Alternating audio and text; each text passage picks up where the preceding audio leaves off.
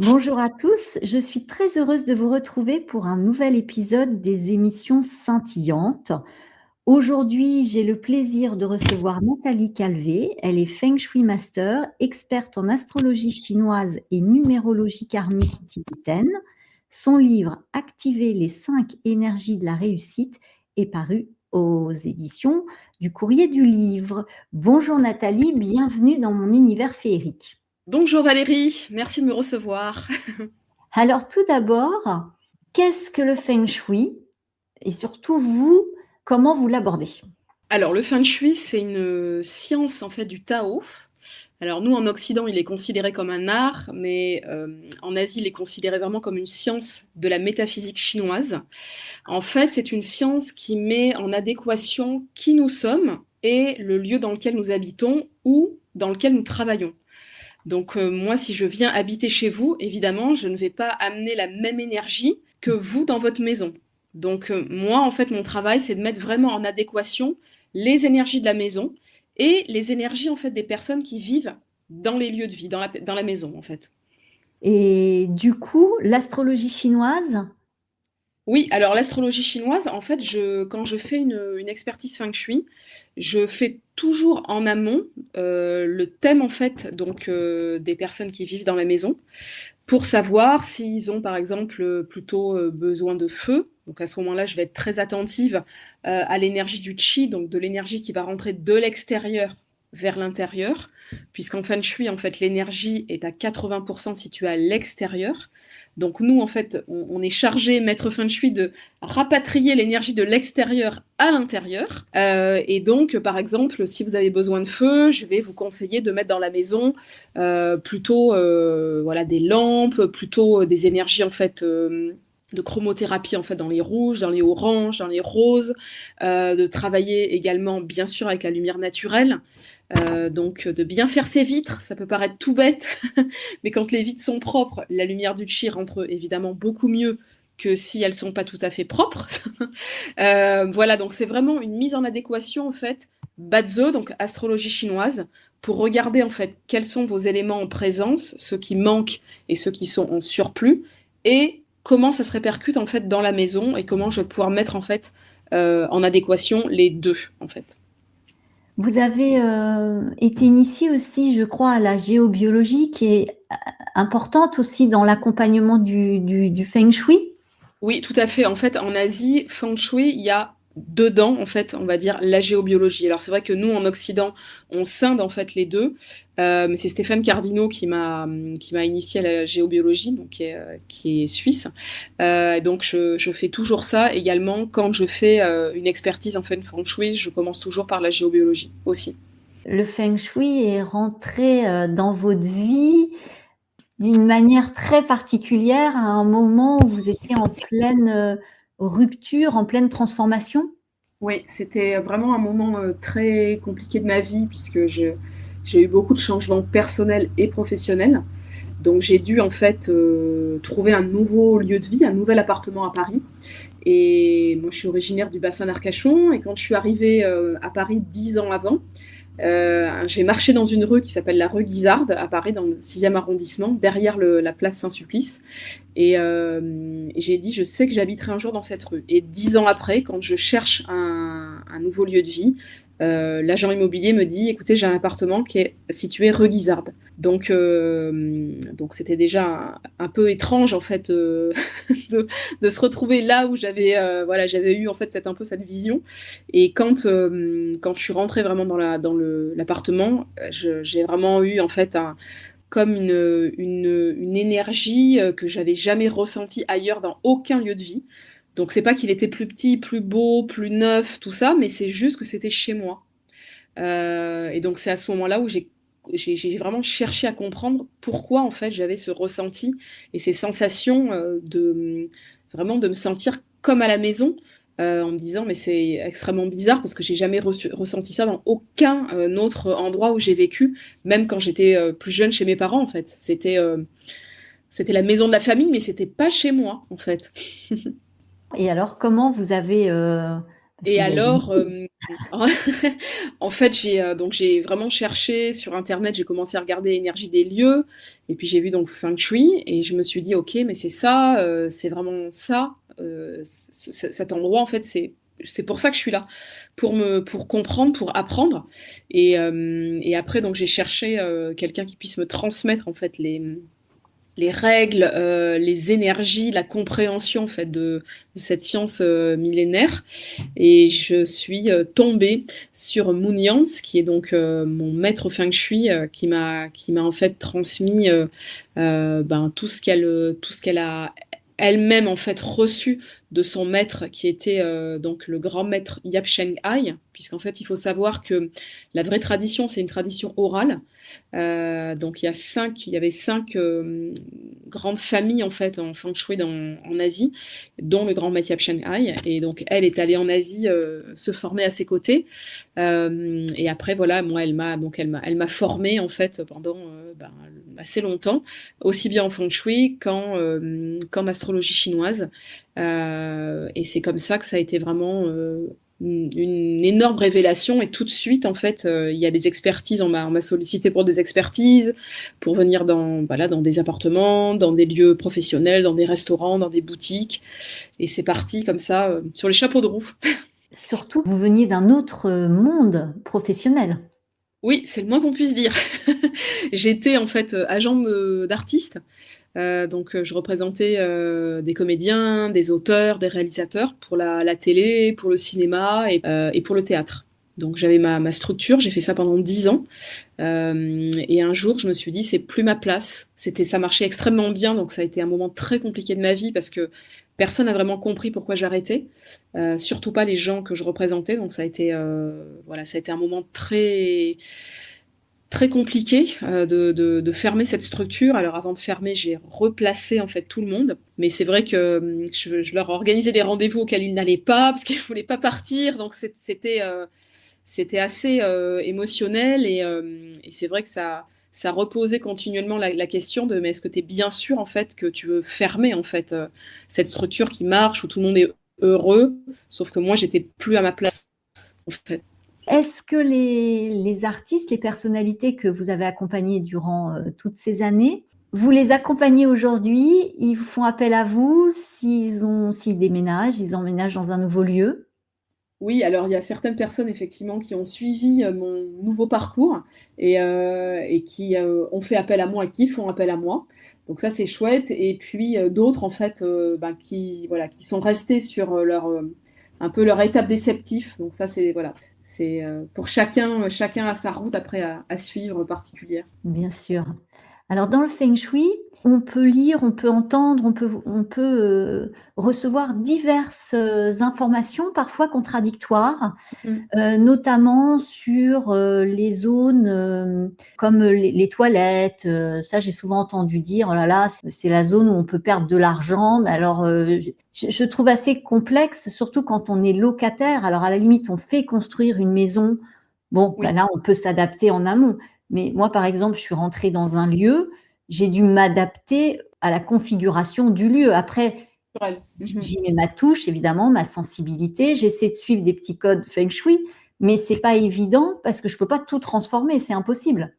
Oui, alors c'est vrai qu'il y a beaucoup en fait de lieux communs sur le feng shui, les miroirs, les toilettes, et cetera. Après, c'est beaucoup, beaucoup plus complexe en fait que ça parce que, en fait, on travaille en tout cas moi je travaille avec 3 systèmes différents. Un système s'appelle le système Sanhe, qui est en fait comment on récupère l'énergie de l'extérieur à l'intérieur. Donc toute expertise, je viens d'ailleurs tout le temps sur place avec ce qu'on appelle un luopan, qui est une boussole géosémantique chinoise. Et c'est un très bel instrument en fait qui permet de mesurer les énergies qui rentrent. Donc par exemple, si vous êtes dans une façade sud, on va avoir à chaque fois la division en 3 suds, le sud 1, le sud 2, le sud 3. Et c'est la même configuration en fait pour toutes les directions et sous-directions. Donc on a ce qu'on appelle 24 montagnes. C'est pour ça que pour moi c'est extrêmement important de venir sur place parce que si on passe d'une montagne à une autre montagne, c'est évidemment pas la même énergie qui rentre. Donc ce système-là, Sanhe, il nous permet de regarder en fait quelles sont les configurations naturelles. Donc est-ce qu'il y a de l'eau, est-ce qu'il y a un champ, est-ce qu'il y a une forêt, est-ce qu'il y a une montagne. Donc ça, c'est une première en fait étude, qui est une étude extrêmement importante. Et puis ensuite, on a une deuxième étude, qui s'appelle l'étude Batzai, qui elle, donc, on utilise cette boussole en fait pour récupérer en fait les énergies et voir quels sont ce qu'on appelle les bons palais, qui sont des secteurs de la maison, et quels sont les mauvais palais. Donc il y a 4 bons et 4 mauvais, tout le temps, dans chaque maison. Donc il n'y a pas des maisons qui ont plus de bons palais que d'autres. En revanche, une des grandes règles Feng Shui, c'est que les pièces d'eau et de feu transforment l'énergie. C'est-à-dire que la salle de bain, les toilettes et la cuisine, donc la cuisine étant très importante puisqu'il y a l'eau et le feu, de bonne énergie passe à mauvaise et de mauvaise énergie passe à bonne énergie. Voilà, donc ça c'est quelque chose de très important. Et puis ensuite, on a le système Sanhuan, qui est le système en fait des étoiles volantes, donc qui est un système en fait des énergies temporelles. Alors quand je l'explique comme ça, c'est très simple, c'est-à-dire que vous n'avez pas la même énergie au printemps, hein, quand on commence à mettre un peu des t-shirts et voilà, des manches courtes, qu'en plein hiver, quand il fait -10 ou il neige. Bah, la maison, elle subit également en fait cette temporalité. Et c'est ce qu'on appelle le système des étoiles volantes. Les étoiles, pour les Chinois, étant en fait des énergies. Voilà. Donc ces 3 systèmes font en fait que y a des choses effectivement qui sont pas forcément en accord les unes avec les autres. Donc c'est en fait une harmonie à mettre en place entre ces 3 écoles pour vraiment avoir un système en fait assez complexe et assez fourni de notre on va dire c'est comme un dessin énergétique qu'on pose sur la maison. Voilà. Par rapport aux toilettes, c'est vrai que c'est toujours assez compliqué d'avoir des toilettes dans le centre d'une maison, comme une cuisine dans le centre d'une maison, comme un escalier également, puisque en fait le centre de la maison, c'est ce qu'on appelle le cœur céleste, et c'est lui en fait qui réunit tous les palais de la maison. Donc dans le cœur céleste, c'est plutôt idéalement un endroit de passage où en fait il y a juste le passage de nous les êtres humains et les animaux qui permettent en fait de relier les différents secteurs de notre vie et donc de la maison. Mais c'est vrai que forcément quand on a une cuisine où c'est un lieu extrêmement yang ou une salle de bain ou des toilettes où on va tirer la chasse, prendre une douche, ça va amener plus de yang. Or le cœur céleste demande du yin. Voilà, donc effectivement, comme vous le dites, quand on est en location, on est bien obligé de s'adapter à l'endroit, hein. On ne va pas tout d'un coup transformer le centre de cuisine à couloir, parce que sinon le propriétaire serait peut-être pas très heureux. Donc on va faire en fait des remèdes énergétiques dans la décoration, dans par exemple les formes aussi de ce qu'on va pouvoir mettre en fait, dans le cœur céleste, puisque chaque élément, donc chacun des 5 éléments, va correspondre à des formes, des couleurs, des symboliques, et voilà, pour justement harmoniser un endroit qui aurait besoin, par exemple, de plus de terre, si vos toilettes sont dans le cœur céleste, puisque évidemment les toilettes c'est de l'eau. Donc à ce moment-là, peut-être avoir des couleurs en fait plus sable au mur ou plus terre cuite, voilà, des choses comme ça, et ne pas mettre en fait une salle de bain bleue, alors qu'en plus l'énergie de l'eau est déjà présente dans le cœur céleste. C'est très très complexe et riche à la fois, je trouve. Et c'est vrai que quand on commence à s'y intéresser, et parfois avec juste un petit changement, on peut sentir déjà la différence d'énergie dans l'espace, dans la pièce en fait. Hein. Complètement. En fait, hier, j'étais en expertise chez une personne, et dans son cœur céleste, en fait, elle avait mis sur son mur des miroirs en osier. Donc il y avait 2 miroirs, 2 assez grands miroirs donc en osier, donc c'était des miroirs ronds, et également une photo d'elle et son fils dans l'eau. Donc le miroir en Feng Shui, c'est considéré comme l'élément de l'eau, et forcément la photo avec eux deux, mais dans l'eau, on voyait même pas le bord en fait, c'était un lac, on voyait même pas le bord du lac. Il y avait donc beaucoup d'eau dans ce cœur céleste, et je lui ai dit, écoute, je pense en fait que ton argent, l'argent que tu gagnes, ne reste pas, parce que en fait, tout simplement, quand on met de l'eau dans la terre, donc le cœur céleste doit être de la terre, évidemment, l'eau en fait va rendre la terre plus meuble et beaucoup moins stable et beaucoup moins solide. Et elle me dit, mais effectivement, je bosse comme une dingue et en fait, je sors de l'argent de partout. Je sais même pas, en fait, pourquoi je sors autant d'argent. Donc on a enlevé les miroirs et la photo. Donc on les a repositionnés à un autre endroit qui demandait pour le coup l'élément d'eau. Et je lui ai dit, écoute, dans ce cœur céleste, maintenant, tu vas pouvoir mettre en fait des minéraux, par exemple. Tu vas pouvoir mettre également une photo de, par exemple, d'une montagne ou d'une terre en fait qui te ressource. Donc pour elle, c'était un champ de lavande parce que ça lui rappelait en fait l'endroit où elle est née quand elle était quand elle était enfant, enfin, où elle a vécu quand elle était enfant. Et je lui ai dit, je suis certaine qu'en fait tout justement cet argent, en fait, ce flux qui s'en va d'une façon un peu discontinuée, ça va réduire en fait beaucoup en fait les dépenses et tu vas donc beaucoup moins en fait avoir de sorties en fait financières. C'est incroyable. Pour revenir à votre ouvrage Activer les 5 énergies de la réussite, justement, brièvement, quelles sont-elles, ces 5 énergies que vous décrivez? Parce qu'on va laisser, on va donner envie au lecteur d'aller approfondir Oui, puisque vous le développez, tout au long de oui. l'ouvrage, mais qu'on puisse quand même savoir, de quoi, vous parlez. Alors pour moi, il y a vraiment en fait une première énergie qui est une énergie en fait d'éveil, c'est-à-dire vraiment de s'ouvrir à une dimension. Alors moi, je l'ai nommée invisible, mais c'est une dimension. Donc vraiment de laisser en fait l'énergie nous imprégner et puis vraiment comprendre qu'il n'y a pas que le monde visible, hein, qu'on est tout le temps. C'est très simple. Le feng shui, c'est le vent et l'eau. Donc l'eau, on la voit, le vent, on le ressent, mais on ne peut pas le voir en tant que tel. On voit juste des manifestations, des branches dans les arbres qui bougent, des choses comme ça, mais on ne le voit pas. On voit une manifestation. Donc pour moi, la première énergie, c'est de s'ouvrir justement au fait que ce vent existe, puisqu'en fait, il est invisible, mais il a une répercussion matérialisée dans la vie en fait que l'on a. Ça, c'est la première énergie. Ensuite, il y a pour moi l'énergie de la clarté, qui est vraiment une énergie qui permet de comprendre en fait comment on fonctionne, de comprendre en fait comment l'énergie en fait du libre arbitre peut aussi se manifester parce que très souvent on me dit ah oui mais on a un thème et en fait notre thème évidemment on l'aura jusqu'à notre mort, oui, mais après c'est qu'est-ce que tu fais avec ton thème, c'est-à-dire comment en fait tu t'en sers, comment tu te sers de tes potentialités ou pas, qu'est-ce qu'il en est. Donc ça c'est vraiment une compréhension en fait importante. Ensuite, il y a donc l'énergie de l'alignement. Donc ça, c'est vraiment comprendre en fait comment notre thème, justement, ce fameux thème astrologique fonctionne. Donc l'énergie du Badze, les 4 piliers de la destinée, parce que très souvent, on pense qu'on n'a qu'un animal, comme on n'a qu'un signe astrologique occidental avec un ascendant. Donc les gens, quand je leur dis, bah non, vous avez 4 animaux, tout le monde est un peu surpris et en fait, chaque pilier correspond à différents aspects de vie.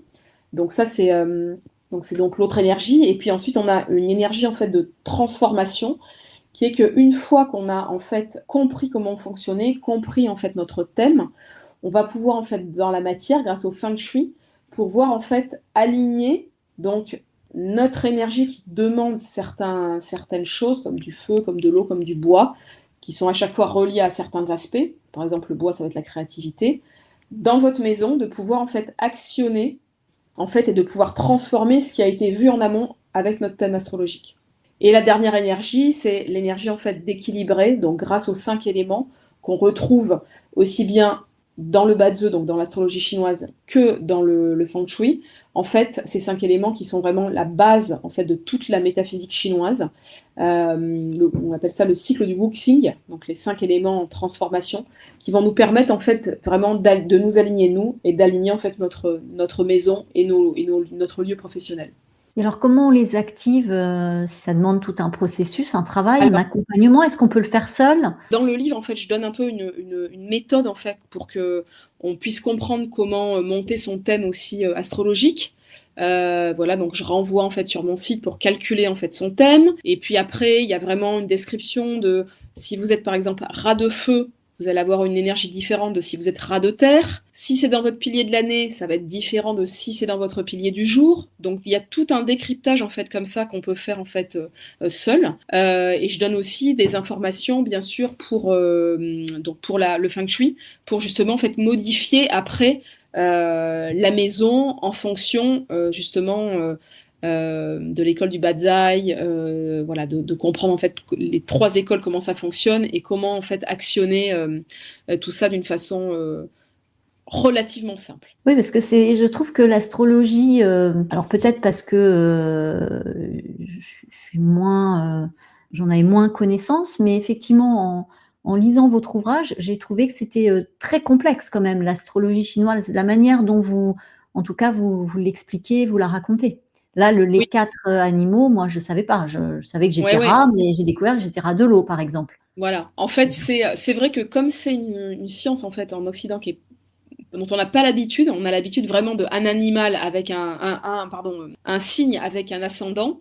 Notre cerveau, il est un peu fabriqué comme ça. Je suis Lion, ascendant Capricorne, point. Et là, donc, il y a du rat, il y a de l'eau, il y a de la terre, il y a de 4 piliers. Donc, c'est vrai que j'y suis vraiment allée pas à pas parce que, en fait, c'est pour moi un décryptage qui est extrêmement pratique quand on comprend en fait comment on fonctionne. Après, les réajustements sont faciles à faire.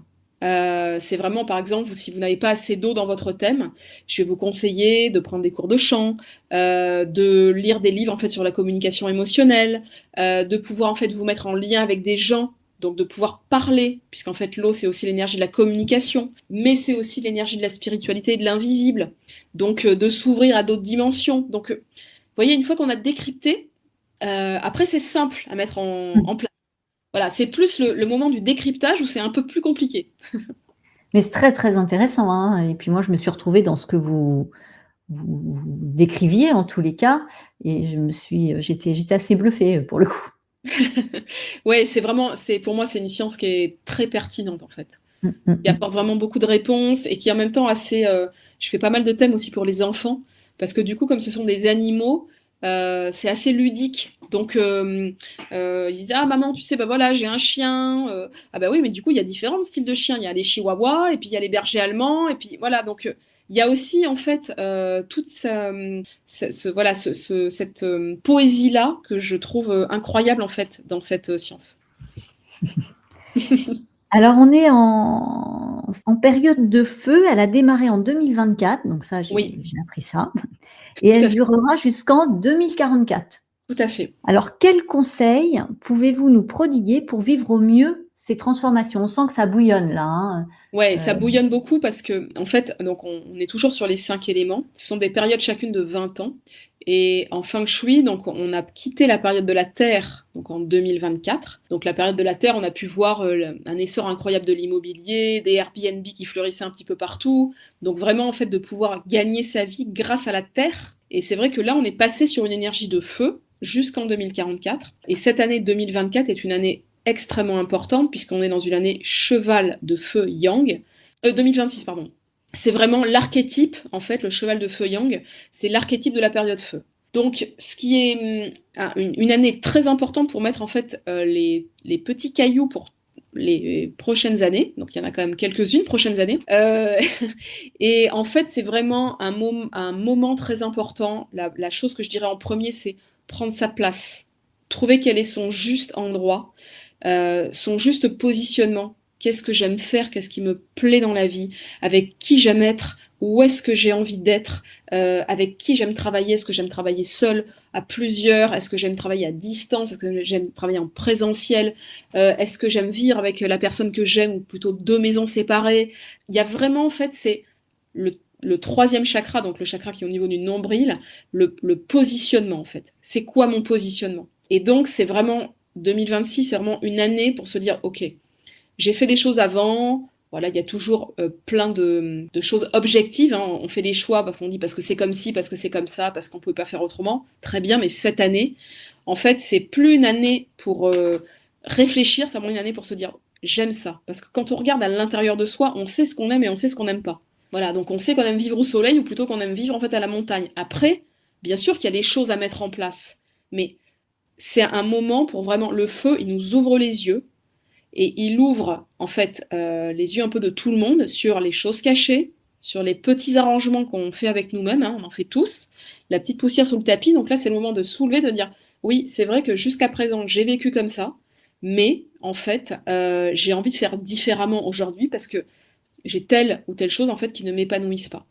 Donc c'est vraiment le premier conseil, c'est vraiment un épanouissement, c'est vraiment un positionnement alors quand je vais dire rayonner, c'est pas un rayonnement d'ego, c'est pas quelque chose d'égotique, c'est plus vraiment un rayonnement pour se dire, je suis à la bonne place, c'est chouette, je suis avec les gens que j'aime, je suis dans la maison que j'aime, voilà, je suis dans un travail qui me fait du bien, où je fais du bien aux autres, ou alors je vais partir, je sais pas, méditer pendant 6 ans sur une montagne. En fait, tout est possible. C'est-à-dire que c'est vraiment des conseils en fait de positionnement, être à la juste place, au bon moment, au bon endroit, en fait. C'est vraiment ça. Et avec les bonnes personnes. Et ce que je trouve extraordinaire dans la vie avec un grand V, c'est que tout se regroupe. On est en année 1 en Oui, numérologie, donc c'est tout à aussi un fait. nouveau cycle de 9 ans. On nous Exactement. invite grandement, pareil, on a lâché, on a eu les années précédentes là où on nous demandait de purifier, nettoyer. Et je trouve que Ah, tout s'assemble. oui, Et quand on voit aussi d'un point de vue collectif et mondial, vous disiez ça met en lumière ce qui est caché sous le tapis, on le voit bien avec toutes les affaires qui qui explosent sort de ici. partout. Et je Ouais, pense que c'est que le début. et oui. Parce que le feu, c'est l'énergie du cœur, des yeux et de la tête. C'est-à-dire que les yeux, c'est qu'est-ce que je vois, mais qu'est-ce que j'ai pas aussi envie de voir, ou qu'est-ce que je me suis caché jusqu'à présent. Donc, pour X ou Y raison encore, c'est pas, voilà, c'est comme ça, mais maintenant, il y a vraiment cette énergie-là qui dit, OK, on ouvre grand les yeux et on regarde en face les choses et on règle ce qui doit être réglé aussi. C'est la purification aussi par le feu.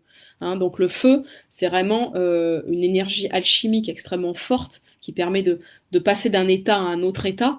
Évidemment, l'énergie la plus importante, c'est le métal, donc les gens qui ont beaucoup de métal. Moi, dans mon thème, j'ai beaucoup de métal. Et pour que le feu fasse du métal une très jolie bague ou alors une hache, forcément, on va pas se servir du même feu. Donc dans notre vie au quotidien, c'est exactement pareil, c'est-à-dire que c'est vraiment aussi comme un variateur de lumière, d'intensité, de comment je mets le feu dans ma vie.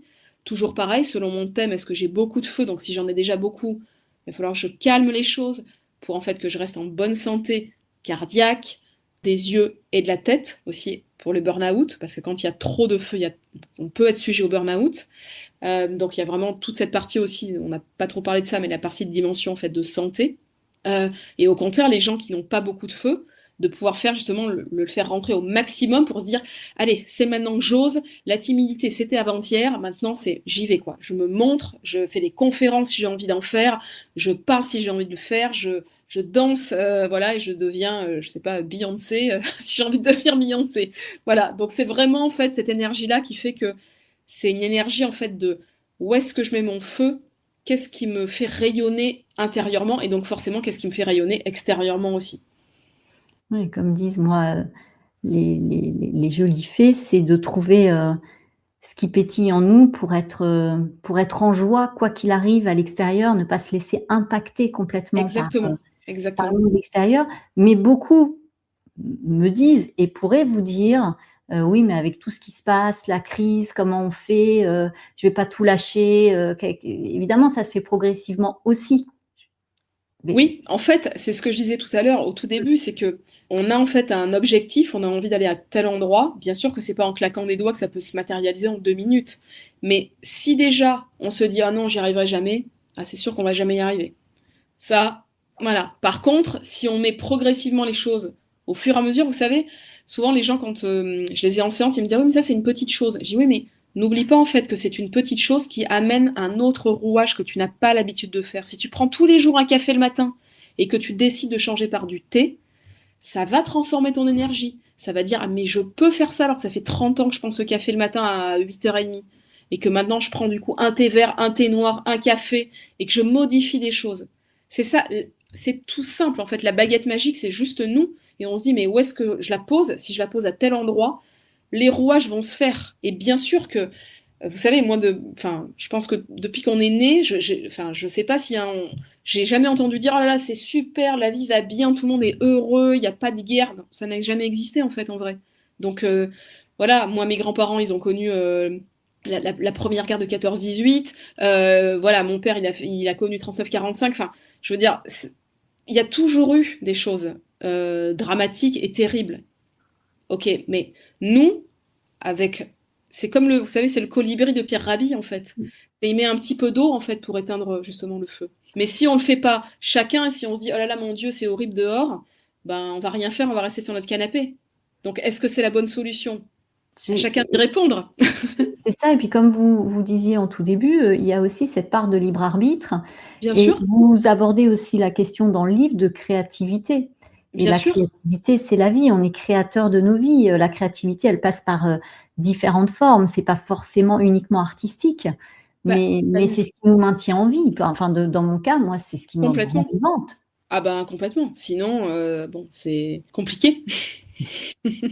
Donc à chacun aussi oser, sortir de sa zone de confort qui, la plupart du temps, est inconfortable quand on discute avec les gens. Oui, bien sûr. En fait, c'est juste une habitude ancrée. Mmh. Voilà. Ce qu'on appelle la zone de confort, c'est une habitude ancrée qui fait que on se dit c'est moins pire que autre chose. Mais sauf qu'en fait, ça c'est juste une façon de voir. Si on se positionne dans un autre endroit, mais ça peut être beaucoup mieux en fait.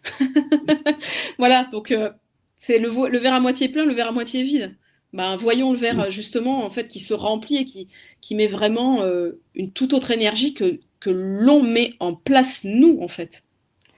Et puis ce qui est génial avec, la vie, quels que soient tous les différents, outils, c'est qu'on reçoit des invitations et suivre aussi le cycle de la vie, c'est aussi s'adapter. Effectivement, bah, l'hiver, on est plus en mode, cocooning Oui, par exemple, bien sûr, heu et puis le printemps, on a plus envie déjà, de sortir, de mettre en place des choses et bah, là, c'est pareil avec ce que vous nous décrivez en fait, c'est suivre cet exactement. élan du Oui, feu pour oser mettre en place des choses. Alors, il y en a qui iront peut-être plus vite que d'autres parce que chacun oui, chemine aussi, à bien son rythme. sûr. Tout à fait. Chacun a son écologie interne. Voilà, il y a des personnes qui ont besoin de plus de temps que d'autres, mais tout est OK. Du moment, en fait, que, vous savez, dans le taoïsme, on dit devenir la meilleure version heureuse de nous-mêmes.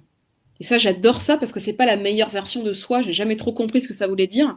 Mais les Chinois, ils partent du principe que la richesse, c'est d'abord être en bonne santé et être heureux. Et après, on peut avoir l'abondance dans tous les domaines de notre vie. Mais si on n'a pas ce préalable-là, ben c'est compliqué en fait. Donc c'est vraiment, et chacun, ce que vous dites exactement, chacun son timing en fait. C'est-à-dire que voilà, chacun son temps. Et d'ailleurs, les Chinois, par rapport à la médecine chinoise, je trouve ça extraordinaire. C'est qu'on va chez le médecin quand on on va bien, on n'y va pas quand on va pas bien, en Exactement. fait, en Ouais, c'est amont. la médecine préventive et tout ce qui est voilà acupuncture, moxibution, toute la pharmacopée, c'est vraiment pour rester en bonne santé. C'est pas pour nous guérir une fois qu'on est malade. C'est vraiment pour se dire ok, là je mets en fait toutes les chances de mon côté pour que mon énergie elle soit en adéquation avec qui je suis et du coup qu'elle me permette de faire ce que j'ai envie de faire. Mmh. Vous parliez de baguette magique et justement, avant qu'on se quitte, ma dernière question, c'est toujours: «Et si je vous prêtais ma baguette de fée, à quoi vous servirait-elle?» Ah là là, il faudrait une baguette de feu avec beaucoup de pouvoir en fait, ça serait bien. Mmh. Bah, je vais répondre à mettre la paix sur ce monde, en fait. Mais effectivement, ça commence aussi déjà avec, la paix avec soi. Avec soi, exactement. Donc, si on a déjà, en fait, une sérénité intérieure et une paix intérieure, bah, c'est vrai qu'on répand plus de. On émane, en fait, plus ça, et du coup, c'est aussi contagieux. Hein. Mmh Tout est mh. contagieux. C'est ça. Voilà. Il n'y a pas que les virus, les méchants virus qui sont contagieux. Exactement. Il y a aussi, la joie, l'amour, la bonne Exactement. humeur, la solidarité, le Tout à fait. respect. Voilà. Le lien, tout ça.